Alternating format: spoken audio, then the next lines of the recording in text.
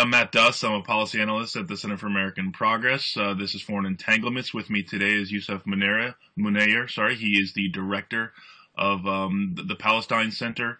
I always mix that up. Is it the Palestine Center, the Jerusalem Fund, right? Yeah, it's the Jerusalem Fund. The Palestine Center is our policy program.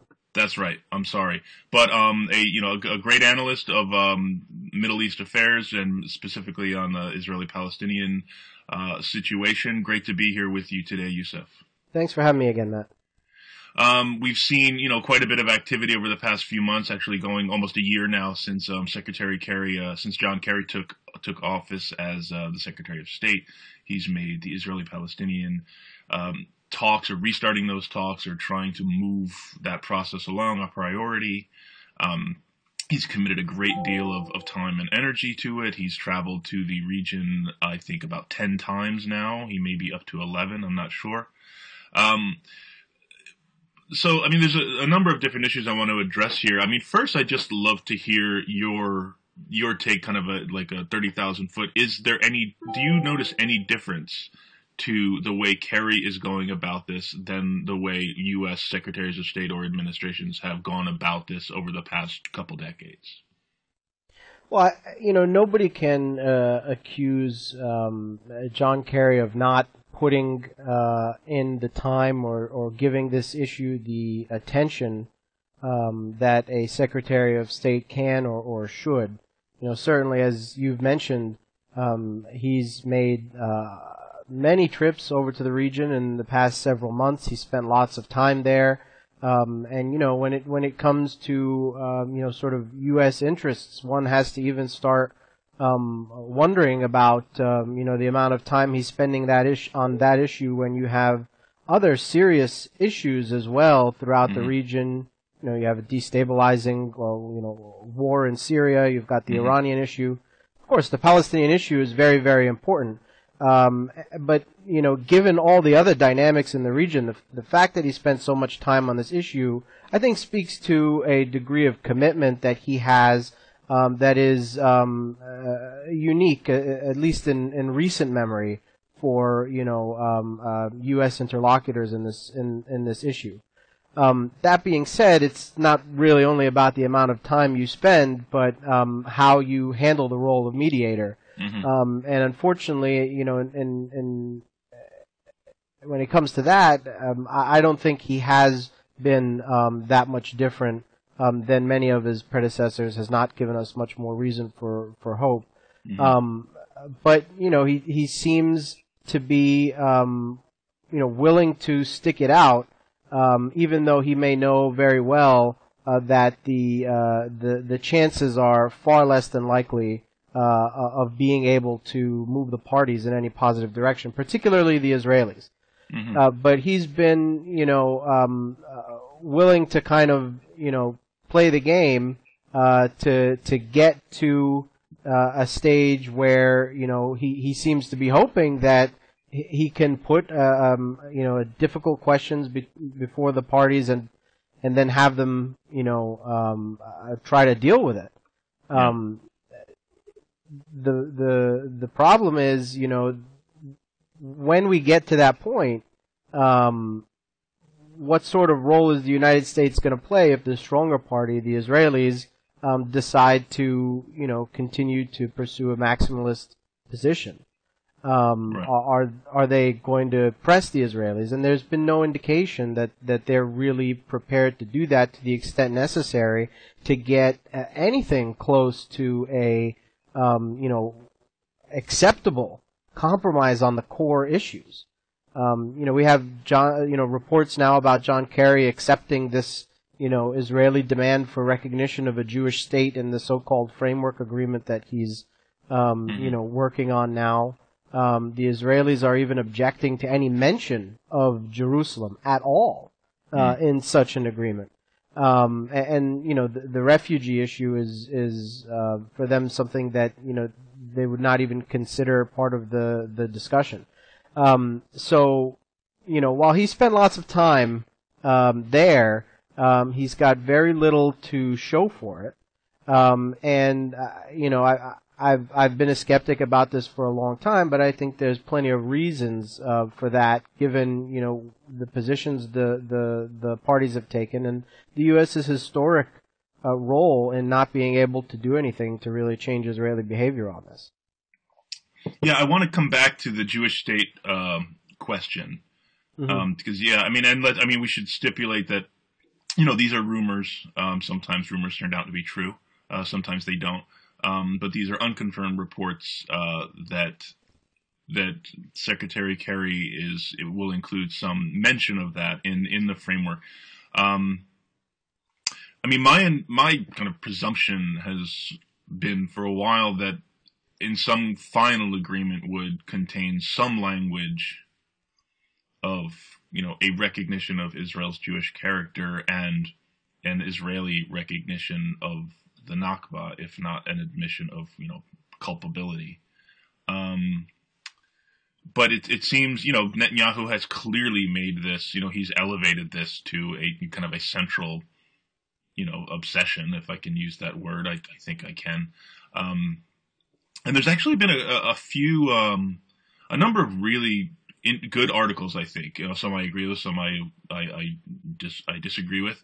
Over the past few days about this question, just a couple of. One was by Bernard Avishai in the New Yorker, who is very skeptical, who had a number of reasons why it really doesn't make any sense to make this demand of the Palestinians. Another one by Noam Shazaf in 972 magazine, Noam Shazaf was an Israeli progressive, who really slammed Kerry based on these reports. It's basically saying, listen, if Kerry makes this part of the framework agreement, it is now. This is the new benchmark beyond which any Israeli prime minister cannot go. He's essentially building it into the process. Ziad Asali of the American Task Force on Palestine had what I thought was a pretty good piece in Haaretz this morning, just again saying, what do you even mean when you say Jewish state, and why should you expect, if you don't even know what that means, why should you expect the Palestinians to acknowledge it and affirm it? And then Liel Leibovitz in Tablet had a piece defending it and essentially saying that, it's necessary for an end of claims agreement, which I just don't get that. I'm gonna assume that you're skeptical of this as well, but here's what I don't get. If you have a final end of claims agreement where all the borders are drawn, why does a recognition of Israel as a Jewish state matter? I guess I'm asking you to explain the Israeli justification, but right. You're asking that question departing from the assumption that it's about getting that recognition is about getting a lasting agreement, but it's actually I'm assuming it's in good faith, which you're saying is my mistake. No, absolutely not. And I think if you it's not in good faith, and if you sort of look at the history of it, the problem here is not just this specific issue of recognition of a Jewish state. But the way in which an issue like this, which did not exist as an issue in these conversations 10 years ago, has become amplified by one side, the Israeli side, so much so through the mobilization of public opinion, that Netanyahu can argue now to the mediator here that he can argue, I have to have this. This is critical for my for my constituency. I have to deliver on this. It's a must. Now, the problem here is not about just the fact that it's a recognition of a Jewish state, but the fact that only the Israelis can do that. Yeah. The Palestinians are, in this process, don't have the leverage to move goalposts over time. Yeah. Only the Israelis do, and here's where the role of the mediator is so important. If we're gonna actually expect a successful outcome here, the mediator's role has to do something to create balance in this power relationship that's really asymmetrical between the Israelis and Palestinians, or else you're just going to see this over and over and over again.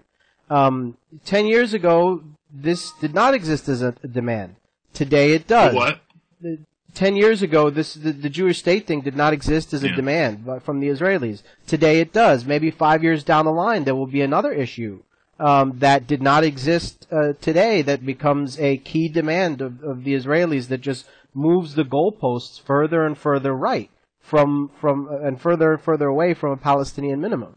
So for me, it's, this issue, there are plenty of problems with it on its own, on its face. And a lot of people who've written about it have pointed out some of those problems. But I think it speaks to a larger issue about how Israel is able to really throw its weight around in these negotiations to maximize their leverage. And that is, a recurring theme, whether it's with the Jewish state issue or many other issues in the past. And now we're starting to see the same sort of thing with this question of a long-term, and I love the way this is phrased, the long-term military presence in the Jordan Valley, which is exactly what it is continued occupation. And that now is being pushed by Israeli leaders as a minimum necessary demand to satisfy their home front. Right. And in a situation that we've seen recur over and over during Netanyahu's tenure, you've got his own security experts saying that we don't need this. Meir Dagan coming out again a couple weeks ago saying the Jordan Valley demand makes little sense. Right, and it's if you kind of look at Netanyahu in particular, separately from other Israeli leaders, he has these. Particularly in the last 10 years, he's had these three different sort of go-to excuses that he uses in a revolving nature. Anytime there's any sort of U.S. commitment to a process in any sustained way, like we're seeing now from Kerry.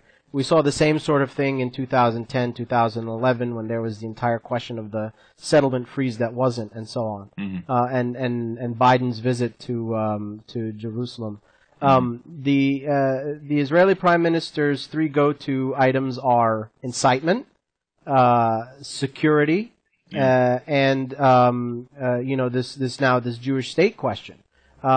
Which is always, used to create another hurdle that, he knows that the Palestinians simply cannot. I'm Sudeep Reddy of the Wall Street Journal. Here simply cannot. With John Hilsenrath, the December jobs report put a big chill on. I'm sorry. Go ahead. I was just saying that these essentially function as excuses to delay the process and delay any outcome, and it's typical of what we've seen from Netanyahu in the past, and he's actually on video admitting that this is his philosophy with how to deal with peace talks. Right, the famous video. What was it from the early 2000s, right? It was from 2000, where he's speaking to Israeli voters, happened to be in a settlement about how he essentially torpedoed the Oslo Accords by saying that. Israel, had to have certain security demands met, and that Israel and only Israel would define what, meeting those demands were. And so, in effect, it can continue to say that, its security demands are not being met, and so no movement on the implementation of these agreements. And so, but again, look, you have to expect the Israelis to want to get the maximum. That they can. That's just, that's just the natural sort of course of things. But you also need to demand that the mediator in this position, which is the United States, play a balanced role, and they're not. That's where the problem is. So let me step back. You mentioned a few issues that Netanyahu has always referred to. Incitement is one of them, and I think one of the issues with incitement is that when you look over the roadmap commitments of the Palestinians and the Israelis, the Palestinians have largely met their commitments, certainly on security.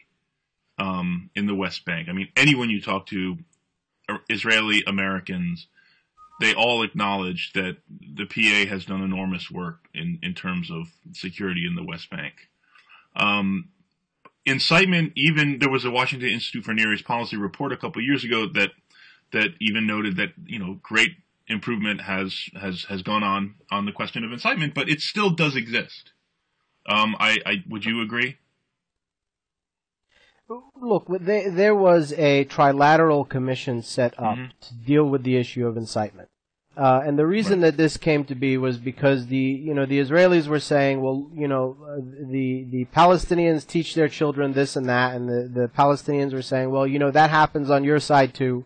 And so it really, makes the discussion devolve into, a sort of, look how mean you are type of thing, which is really not, conducive to solving major, geostrategic and diplomatic issues.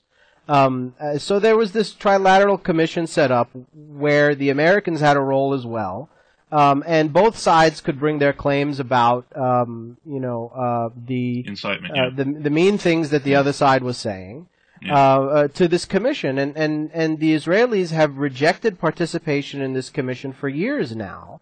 And have used, these claims of incitement only to, point a finger of blame at the Palestinians anytime there is movement on, the question of the peace process. So it just serves as a distraction from what is really the problem here. I often tell people that they need to remember that it is Israel that is occupying Palestinian territory, not the other way around. And if we're talking about a territorial agreement, that reality is the first and foremost one that we have to deal with.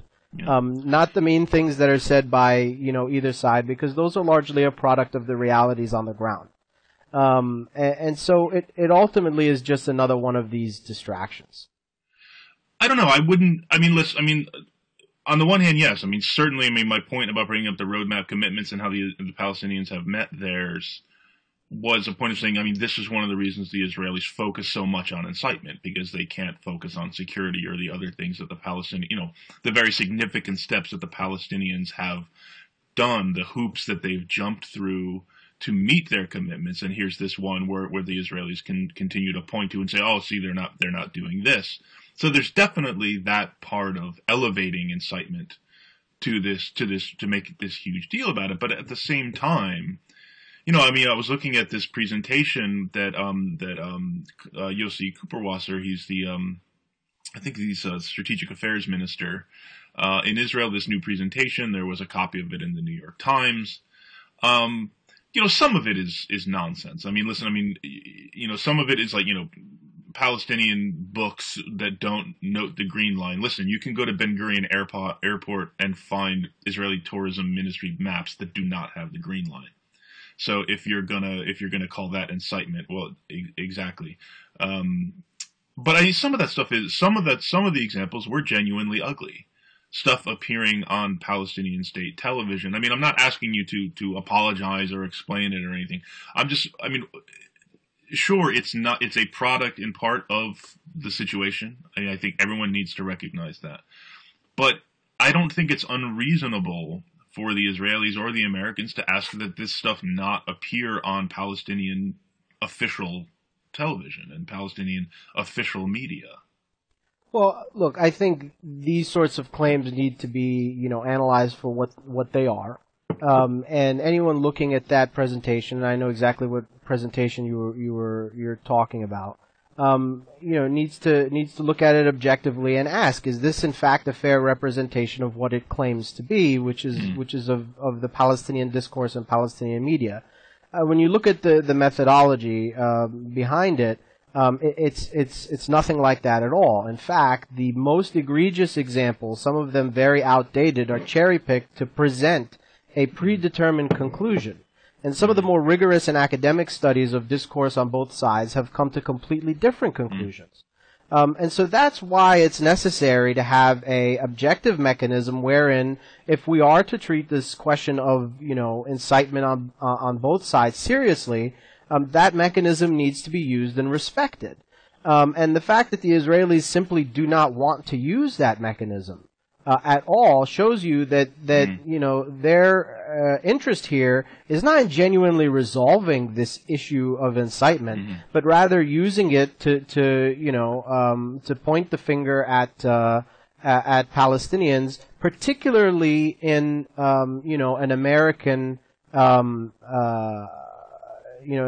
public opinion. The question of incitement is far less presented in even Israeli discourse than it is in American discourse. That article that you were talking about was a major article in the New York Times, not in Haaretz or anything like that. It's meant to create the impression in the American public discourse that it is the Palestinians that don't want peace, when in reality it is only the Israelis that are building on Palestinian territory, not the other way around. And this is, we're talking about a two-state framework fundamentally about territorial issues. Again, if these claims are going to be made, fine. Look at them objectively, question them seriously, and if they don't stand up to scrutiny, then we need to dismiss them and move on. So getting back to the security question, you and I had an exchange on Twitter about when General Allen, this is General Allen, a former Marine general who was the commander of NATO forces most recently in Afghanistan, and he was tasked by the Obama administration to carry out an assessment, the deepest one ever done by an American administration, an assessment of Israel's security needs. He came on, I think, in this last summer, and worked for a few months, had deep consultations with the Israelis. And this was almost exclusively with the Israelis. It's not like he was there to coordinate between Israelis and Palestinians. He was there to talk to the Israelis and get a sense of what they felt that they really needed in terms of security requirements in any two-state resolution. So he and Kerry have presented these assessments to Israeli leaders and to the Palestinians. And sure, I don't think we should be surprised. And again, as I said before, all this stuff is being kept very quiet, so we're relying on rumor and unconfirmed reports of what was in it and what has been said about it. But I mean, I understand your skepticism. And I have my own skepticism based on the way the U.S. has historically dealt with this. There have been a lot of examples of, the Israelis lay out their security red lines and then the Americans put it on U.S. letterhead and they present it to the Palestinians. And I think, that's a problem.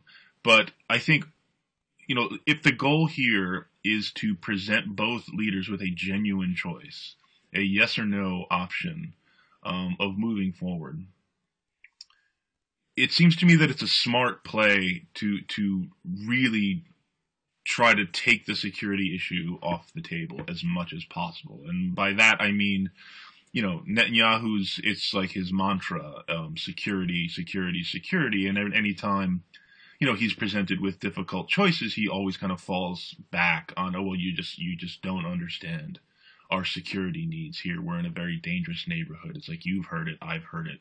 It's a constant thing. Well, now Kerry can say, well, as a matter of fact, I do understand because this retired general to my left here has, he talked to everybody here and did the deepest assessment that we've ever done. So we do understand what you think your needs are. So I think it was just a way of kind of leveling, to the extent possible, leveling the ground here in these kinds of discussions. So I guess the next question is, to what extent are all of these concerns taken on board? And I think in the weeks since you and I had that brief exchange, from what we've seen, I think the whole Jordan Valley thing in particular is a real problem.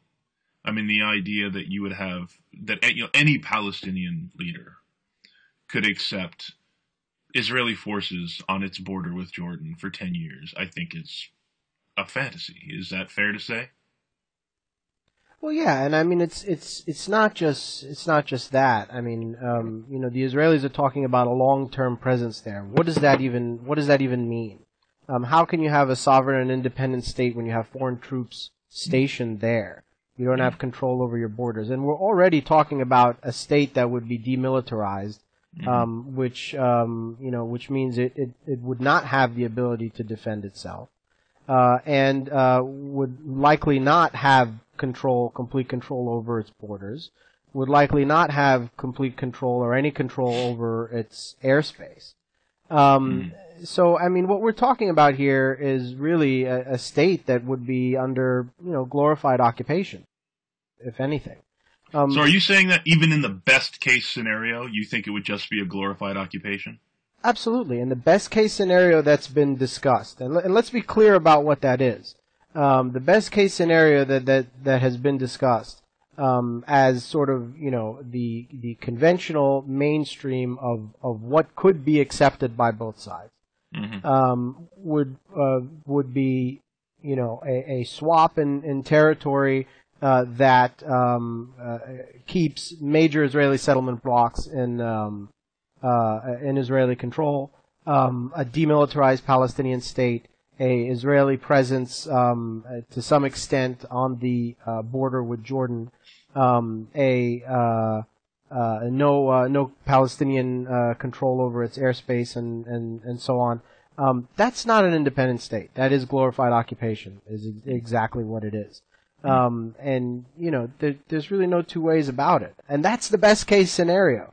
So, I mean, it's not a very attractive offer for Palestinians, especially as an end of claims agreement. To say, well, give up all your claims and everything that you've been demanding throughout the history of this issue, so that you can have a demilitarized state that has really no sovereignty and is ultimately going to be subservient to its overpowering neighbor Israel. But that's what it ends up being.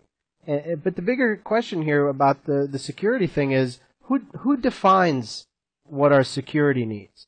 If we keep letting the Israelis define exclusively what are the security needs, not only for the Israelis but also for the Palestinians, then you're going to have them again abusing that privilege to maximize their position. And the Jordan Valley is just, one example of it. The other day you had a statement from Netanyahu saying that, there's no way that they'd evacuate their positions in Hebron and in Bet El, which are settlements deep inside the West Bank, in any final agreement. I mean, so what are we really talking about here? Yeah. How different is that, outcome from what we really have today? It's not an independent state at all. So what do you think, I mean, in your view, what is the best option here? I mean, what is the PLO's option here? What is the, say Mahmoud Abbas agrees with everything you just said. What's the next step? Well, I don't think they really have long-term strategic planning. That's unfortunately one of the major problems that they're dealing with. The only other alternative that they've talked about in any serious way is going back to this international approach of appealing to, international forums and institutions for recognition and so on. But that doesn't change the reality on the ground. There is no serious strategic thinking about ways to amplify leverage. At most it's been symbolic, and been used in ways to kind of nudge the United States' position on the peace process over the past 6 years of Obama's time in office.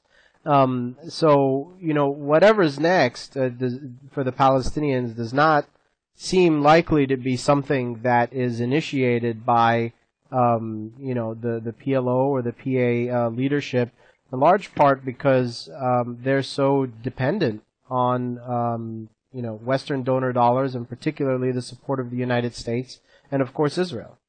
Mm-hmm. So what you're saying is, I mean, let me just repeat the question. I mean, if you were the president, I mean, what would you just go, full force into this international strategy? I think you'd have to have a major moment of reevaluation about strategy. Their strategy has been negotiations, at all costs, and that has proved fruitless. It has only proved to be useful for the Israelis, and there needs to be a total rethinking of their strategy. And one that moves away from U.S.-mediated negotiations, and that's going to involve some serious thinking about, Palestinian leadership, Palestinian representation, how you maintain the well-being of a Palestinian population and their, national interests, while at the same time being so dependent and subservient to U.S. and Israeli whims. It's very much a catch-22 for Palestinian leaders in Ramallah, but it's a catch-22 that they've played a large role of putting themselves in. Right. Yeah, I guess I agree with you on a lot of, what we're talking about. In a way, it's a very unique situation, the two-state, for the Palestinian state that we are talking about. It's difficult, if not impossible, to think of any other similar states. Or, we often hear from, whenever the Israelis want to bomb Gaza, we always hear like, what country in the world would ever put up with rockets coming out? But I think you can reverse that and say, what country in the world would ever put up with, a foreign army on its border, that it shares with another country, or what country in the world would put up with another country creating colonies on its land? But when I look, practically, trying to look at what creates the best future for the Palestinians, it's very hard for me to imagine saying no to, if we're going to look at, a Palestinian state as it's been described, and I agree with you, there are a lot of shortcomings, there's a lot about it that's not great. But, in terms of expressing, Palestinian nationhood, preserving Palestinian culture,